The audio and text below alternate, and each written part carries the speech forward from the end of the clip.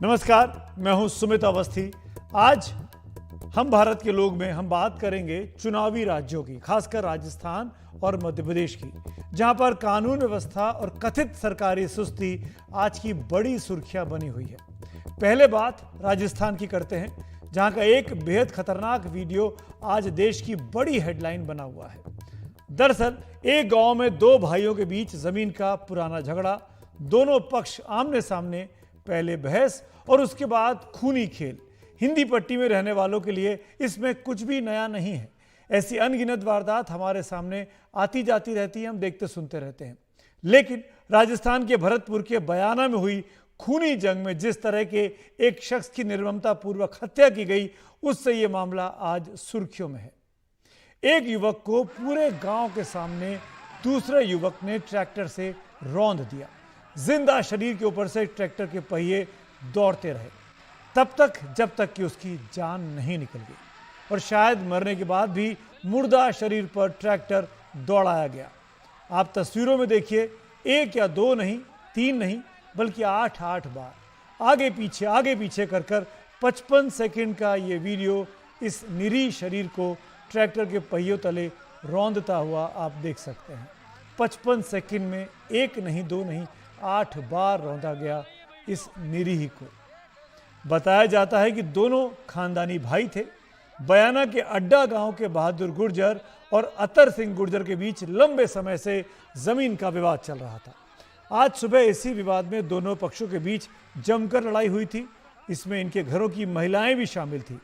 लड़ाई के दौरान बहादुर गुर्जर पक्ष का एक युवक नरपत गुर्जर नीचे गिर गया, और इसी दौरान दूसरे पक्ष ने नरपत पर ट्रैक्टर चढ़ा दिया, जिससे उसकी मौके पर ही मौत हो गई।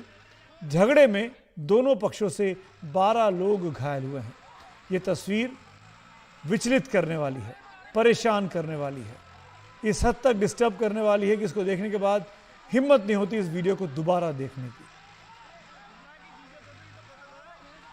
दो पक्षों में आपस में बड़ी फाइटिंग हुई है और ट्रैक्टर चला करके एक आदमी ट्रैक्टर से नीचे दब गया, जिसका नाम नरपत सिंह है, उसकी डेथ हो गई है। और इन सभी को हॉस्पिटल में लाए, इनका मेडिकल करा दिया है। जिनको रेफर करना है उनको रेफर करवा के वो इलाज करा रहे हैं, और इनकी FIR लेकर के जैसे भी कार्रवाई होगी जल्दी वो कार्रवाई की जाएगी। सर, ट्रैक्टर चालक आइडेंटिफाई हुआ है क्या? ट्रैक्टर चालक को अभी आइडेंटिफाइड कर रहे हैं और उसको पहचान करके जल्दी ही नामजद करेंगे। सर, 5 दिन पहले दोनों पक्षों में झगड़ा हुआ था, रिपोर्ट दर्ज हुई थी इनके दोनों पक्षों के। पूर्व में 3 दिन पहले कोई झगड़ा हुआ था, दोनों के मुकदमे दर्ज हुए हैं, उनमें 22 लोगों को पाबंद भी कराया है।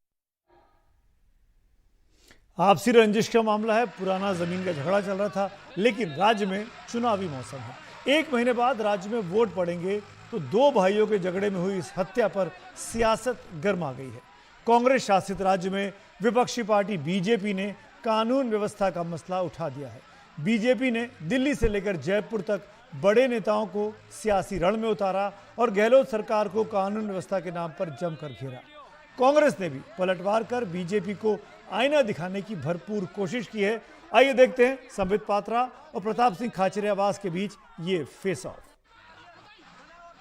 भरतपुर के बयाना में जो दृश्य आप सबने देखा होगा, चैनल में अभी चल रहा है। एक ट्रैक्टर एक युवक के ऊपर, जिस युवक का नाम निरपत है, उस युवक के ऊपर चढ़ जाता है और युवक की वहीं पर तत्कालीन हत्या हो जाती है, उसकी मृत्यु हो जाती है। विभत्स दृश्य है। यह केवल एक युवक की हत्या का विषय नहीं है, एक युवक की मृत्यु का विषय नहीं है। यह केवल एक ट्रैक्टर एक युवक के ऊपर चढ़ गया, राजस्थान के एक गांव और एक जिले का विषय नहीं है। यह आज पूरे राजस्थान का विषय है, यह आज कांग्रेस शासित राज्यों का विषय है। और खुद की पार्टी बीजेपी की तो कानूनी व्यवस्था खुद की बिगड़ी हुई है। बीजेपी कार्यालय में बीजेपी के MP खुद, उनको हमने पुलिस सिक्योरिटी दी है। बीजेपी कार्यालय में पुलिस सिक्योरिटी हमने लगाई है। वो खुद अपने नेताओं को नहीं समझा पा रहे, एक दूसरे के सर फोड़ रहे हैं। बीजेपी के नेता कांच फोड़ दिए गाड़ियों के। जोटवाड़ा की कानूनी व्यवस्था बिगड़ी हुई है। राज्य में आचार संहिता लगी हुई है, मॉडल कोड ऑफ कंडक्ट। जाहिर तौर पर सरकार जो होती है, मुख्यमंत्री जो होती है, वो केवल दिखावे के लिए होता है। एडमिनिस्ट्रेशन को पूरा ब्यूरोक्रेसी चलाती है। इस वक्त में दो खास मेहमान मेरे साथ हैं। ओम गौर साहब जो कि नेशनल एडिटर हैं दैनिक भास्कर के, आपका बहुत बहुत स्वागत है। और साथ में प्रताप राव जी हैं, जो कि प्रताप राव जुड़ेंगे, इस वक्त हमारे साथ हैं नहीं। उनसे हम संपर्क करेंगे, वो भी पत्रकार राजस्थान के।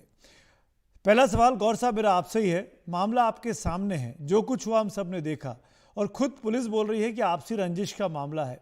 ऐसे में सियासी जंग छिड़ जाना, इसको आप कैसे देखते हैं? एनडीटीवी के दर्शकों को मेरा बहुत बहुत आभार। सबसे बड़ी बात इस मामले में, इसमें कानून व्यवस्था का इश्यू इसलिए डेवलप हुआ है कि 5 दिन पहले यही परिवार एक विवाद में पुलिस के पास गया और बताते हैं पुलिस ने कुछ पैसे लेकर छोड़ दिया, और वो आज एक हत्या की शक्ल लेता है। वही इशू, वो एक जमीन का छोटा विवाद है रास्ते को लेकर, और वो विवाद इतना बड़ा हुआ कि बताया ये जा रहा है कि जो ट्रैक्टर जिस युवक पे चढ़ाया गया नरपत पे, वो ट्रैक्टर चढ़ाने वाला आदमी उसका सगा भाई है। बोले ये चौंकाने वाली बात है कि मतलब शर्मसार करने वाली घटना है। इसको राजस्थान की सीमा से बांधकर, भरतपुर की सीमा से बांधकर देखना ठीक नहीं है। मैं समझता हूं कि परिवारों के बीच जिस किस्म का वातावरण पैदा हो गया है, जिस किस्म का माहौल पैदा हुआ है, पुलिस ऐसे लोगों को संरक्षण नहीं दे पा रही है। यही वजह है कि ये घटना घटी। आप पूरा आपकी बातों से जो समझ पा रहा हूँ गौड़ साहब में, वो ये कि पुलिस की नाकामी ज्यादा है। परिवार का झगड़ा तो था ही था, पुलिस ने झगड़े को सुलझाने की बजाय पैसे खाने, घूसखोरी लेने, जो कथित तौर पर आप कह रहे हैं, उसमें ज्यादा तवज्जो दी। बिल्कुल, आप बिल्कुल सही कह रहे हैं। ये बात वही बात है कि पुलिस जब ऐसे मामले सामने आते हैं कि विवाद जमीन का विवाद है, कोई बड़ा रूप लेगा, तो पुलिस को पाबंद करना चाहिए ऐसे लोगों को कंप्लीटली, तब जाके ऐसे मामलों पे कंट्रोल किया जा सकता है। इस मामले में बहुत बढ़िया बात की आपने गौड़ साहब। मेरे साथ आप रहिए, मेरे साथ पर प्रताप राव जी फोन लाइन पे जुड़ गए हैं, उनका भी एक रिएक्शन लेना चाहूंगा। प्रताप जी, पूरी तरीके से पुलिस की जिम्मेदारी है जो बात निकलकर अब तक सामने आई हमारी बातचीत में। क्या यह माना जाए प्रताप राव जी कि पुलिस कंट्रोल में नहीं है, पुलिस बेलगाम हो गई है राजस्थान में? नहीं, बिल्कुल सुमित जी, बात तो यह है कि जिस तरह की ये विभत्स घटनाएं जिस हालातों में हुई है, तो वो सब देखेंगे तो एक बात साफ तौर पे नजर आती है कि पुलिस का इकबाल खत्म हो गया है। पुलिस सुरक्षा के लिए नहीं, पुलिस माफियाओं के संरक्षण के लिए यहाँ काम कर रही है। और इसकी सीधी सीधी जिम्मेदारी में मुझे जो लगता है कि पुलिस की हालत तब ऐसी बनती है कि जब सरकार इस तरह की हो, जो इस तरह के माफियागिरी और भ्रष्ट पुलिस अधिकारियों को जो है संरक्षण देती हो। तो कुल मिलाकर ये सामने नजर आता है कि इसमें कहीं ना कहीं सरकार की कमजोरी, क्योंकि ये एकमात्र घटना नहीं है राजस्थान की ऐसी। हम जानते हैं कि किस तरह का दिल्ली में तंदूर कांड हुआ था, उसके बाद दूसरा तंदूर कांड राजस्थान में हुआ। वर्षों बाद, दशकों बाद एक छोटी सी बच्ची को पहले बलात्कार किया जाता है, फिर उसके टुकड़े टुकड़े करके तंदूर में जला दिया जाता है। ऐसी घटनाएं राजस्थान में हो रही हैं जो कि साफ बताती हैं कि यहाँ किस तरह से कानून व्यवस्था बिगड़ती जा रही है। उसका एक सीधा सीधा कारण है कि पुलिस का कंट्रोल जो है, पुलिस की जो सुरक्षा व्यवस्था है वो कमजोर है। उसका एकमात्र कारण है कि पॉलिटिकल इंटरफेरेंस, क्योंकि जिस तरह की प्रताप जी रहिए मेरे साथ, एक रिएक्शन गौड़ साहब का लेता हूँ। गौड़ साहब, जो बात प्रताप राव कह रहे हैं कि आप सहमत हैं कि पुलिस का इकबाल खत्म हो गया है, तो आपने माना, लेकिन वो आगे बढ़ के ये कह रहे हैं कि राज्य सरकार का फेलियर है, ये कानून व्यवस्था का फेलियर, मतलब गहलोत सरकार का फेलियर है, जो बात बीजेपी भी इल्जाम लगा रही है प्रेस कॉन्फ्रेंस करके। बिल्कुल, ये बात बिल्कुल मैं मानता हूं, प्रताप जी की बात को मानता हूं। और सवाल ये है कि ये घटना घटित क्यों हुई? इस घटना के पीछे पुलिस है। आप देखिए ना, आपने इतने लंबे समय बाद, सालों बाद ऐसा दृश्य देखा है? जिस तरह ट्रैक्टर से एक आदमी को 8 बार रौंदा गया, ये रूह कांपने वाला दृश्य था। मुझे लगता है कि, और आप देखिए उसमें ताजुब की बात है कि कई लोग उसका वीडियो बना रहे हैं उसको रोकने की बजाय। तो मैं ये समाज को शर्मसार करने वाली घटना को भी मानूंगा मैं कि ये समाज को भी शर्मसार करती है। पुलिस ने तो नाकामी दिखाई है। सरकार का मैं इसलिए नहीं कहना चाहता अभी कि अभी आचार संहिता लगी हुई है, आप सीधे सीधे सरकार को जिम्मेदार नहीं भी ठहराए, लेकिन पुलिस तो सरकार का ही हिस्सा है ना, सरकार का हिस्सा रही है। तो कम से कम उस एसपी को, उस मामले की जांच करने वाले अधिकारी को, इसके भाई को पुलिस ने अरेस्ट करके रखा है।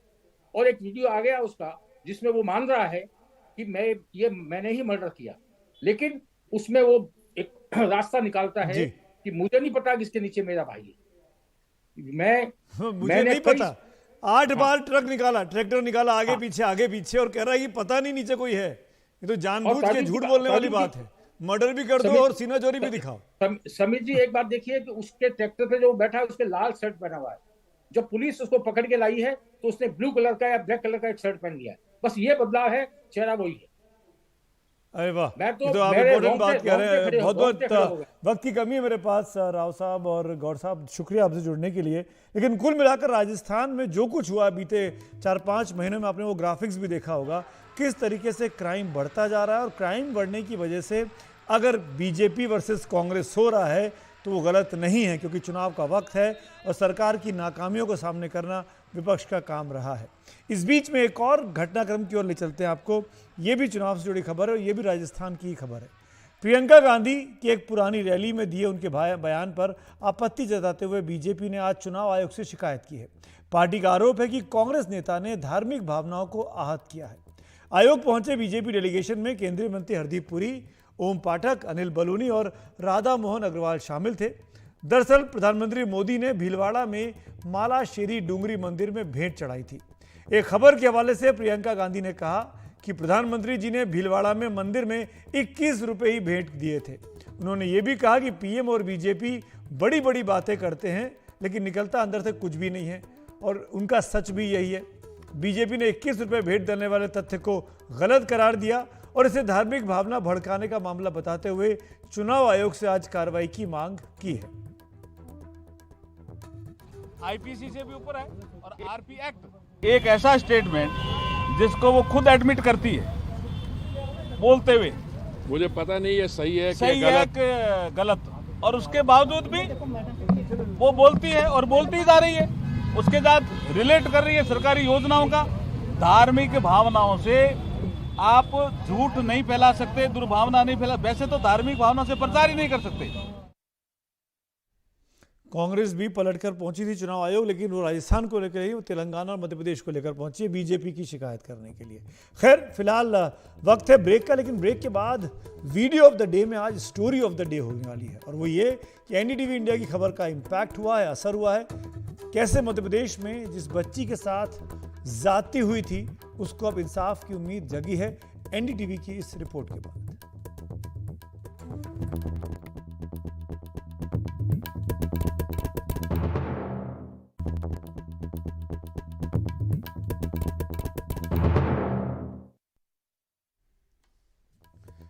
एक बार फिर आपका स्वागत है। आपको बता दें कि हम भारत के लोग के सेकंड सेगमेंट में हम लोग रोज बात करते हैं वीडियो ऑफ द डे की।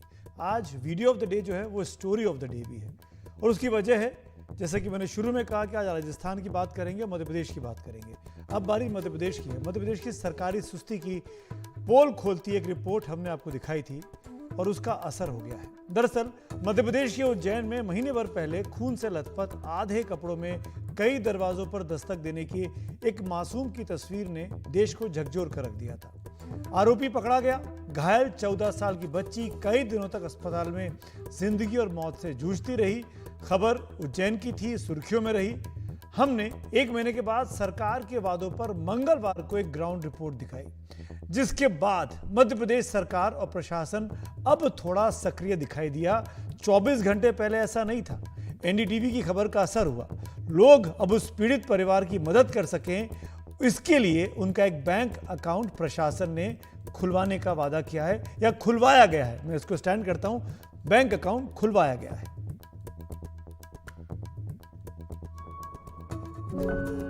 महीने भर पहले इस बच्ची के जख्म ने पूरे देश को झकझोर दिया था।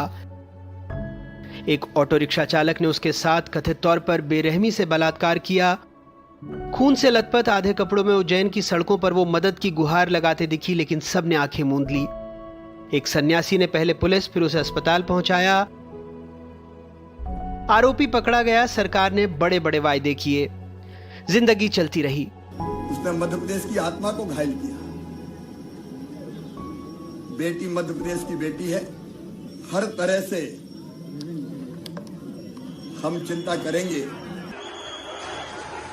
पर्व त्योहार मनाए गए। राज्य चुनावी शोर में डूब गया। 12 अक्टूबर को पीड़ित अस्पताल से डिस्चार्ज होकर घर पहुंच गई। महीने भर बाद जब बच्ची के हालात को देखने एनडीटीवी की टीम सतना के करीब उसके गांव पहुंची तो क्या पता लगा, सुनिए। ये जो गांव है जहां पर पीड़िता है, उज्जैन में 1 माह एडमिट होने के बाद वहां वापस आ चुकी है, लेकिन आज दिनांक तक शासन प्रशासन के किसी नुमाइंदे ने यहां तक आने की जहमत तक नहीं उठाई है। फूस के झोपड़े में डरी सहमी बिटिया बैठी थी। बगल में सुलगता चूल्हा और घर बता रहा था कि कैसे सरकारी योजनाएं इस घर से रूठी हैं। महीने भर पहले वो जिंदगी और मौत से जूझ रही थी। अब पानी तक लाने के लिए घर से 300 मीटर दूर अपनी चाची के साथ जाती है, खाना बनाती है। वापस आने के बाद यहाँ के जो जिला प्रशासन है, इससे कुछ लोग मिलने आए आपके पास में अभी तक? हाँ, तो जो जिला उला के कोई नहीं आया मेरे पास। अभी सुरेंद्र सिंह गहवाल जी आए थे तो उसके लड़के को 1500 रुपए दे के गए थे। शासन प्रशासन से कोई भी नहीं आया? ना कोई नहीं आया। पड़ोसी बताते हैं घर लौटने के बाद जो सबसे बड़ी मदद मिली वो बीजेपी उम्मीदवार से 1500 रुपए सब्जी भाजी खरीदने के लिए। सरकार से सवाल पूछा लेकिन जवाब मिला नमस्कार। कितनी सीटें?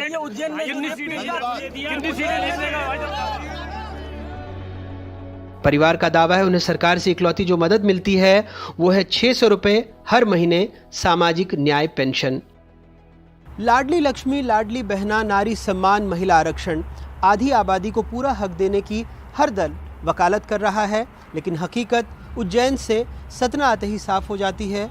जो नाबालिग सिर्फ 12 दिनों पहले जिंदगी और मौत से जूझ रही थी, आज वो पूरा घर परिवार संभाल रही है। बूंद बूंद पानी भी खुद भर कर ला रही है, जो कुछ दिनों पहले तक अस्पताल के बिस्तर पर पड़ी थी। सतना से अपने सहयोगी ज्ञान शुक्ला, निवाड़ी से मयंक दुबे और भोपाल से कैमरा पर्सन रिजवान खान के साथ अनुराग द्वारी, एनडीटीवी इंडिया। बेसुध प्रशासन, सरकारी सुस्ती, और इसीलिए एनडीटीवी इंडिया के सहयोगी हमारे अनुराग द्वारी ने जमीन पर जाकर जानने की कोशिश की महीने भर के बाद सरकारी वादों का होता क्या है। चुनावी मौसम है और क्या होता है सरकारी वादों का, वो हर्ष आपने अभी इस रिपोर्ट में देखा। आज हम भारत के लोग में हमारे साथ इतना ही, लेकिन खबरें एनडीटीवी इंडिया पर लगातार जारी हैं।